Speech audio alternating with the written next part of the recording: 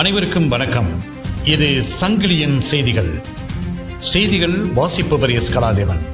இன்றைய இலங்கையின் பிரதான செய்திகளின் முதலில் தலைப்புச் செய்திகள். யாழ்ப்பாணத்தில் செவ்வந்தி. அரின் பெர்னாண்டோவுக்கு வழங்கப்பட்ட உயர் பதவி. விமான நிலையத்தில் வழங்கப்படும் சாரதி அனுமதிப்பதற்கான கட்டணம் அதிகரிப்பு. இசைப்பிரியாவுக்கு நடந்த கொடூரம். முடிச்சுகளை அவிழ்க்கும் சரத் பொன்சேகா. சங்கிலியன் பார்வையாளர்களுக்கு வணக்கம். எமது இந்த சேனலிற்கு முதல் முறையாக வருபவர்கள் சேனலை சப்ஸ்கிரைப் செய்து உங்கள் பெயர் ஆதரவை வழங்குமாறு கேட்டுக்கொள்கின்றோம். இனி விரிவான செய்திகள். யாழ்ப்பாணத்தில் செவ்வந்தி.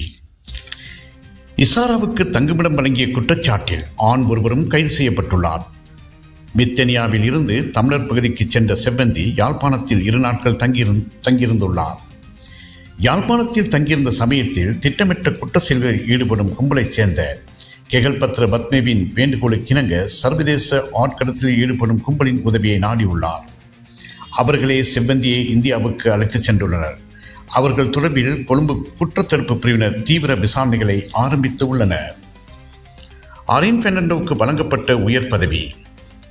ஐக்கிய தேசிய கட்சியின் பிரதி பொதுச் செயலராக முன்னாள் அமைச்சர் அரின் பெர்னாண்டோ நியமிக்கப்பட்டுள்ளார்.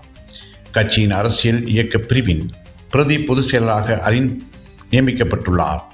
இந்த சிரேஷ்ட பதவி புதிதாக உருவாக்கப்பட்டுள்ளது என்பது குறிப்பிடத்தக்கது. இந்த நியமனம் உடனடியாக அமலுக்கு வருவதாக கட்சி அறிவித்துள்ளது. இந்த பதவியில் அரின் பெர்னாண்டோவின் முதன்மை பொறுப்பு நாட்டின் முழுவதும் உள்ள பல்வேறு அரசியல் கட்சிகளை ஒன்றிணைத்து பொதுவான செயற்திட்டம் ஒன்றை ஒருங்கிணைப்பதாக கூறப்படுகிறது. விமான நிலையத்தில் வழங்கப்படும் சாரதி அனுமதி பத்திரத்துக்கான கட்டணம் அதிகரிப்பு.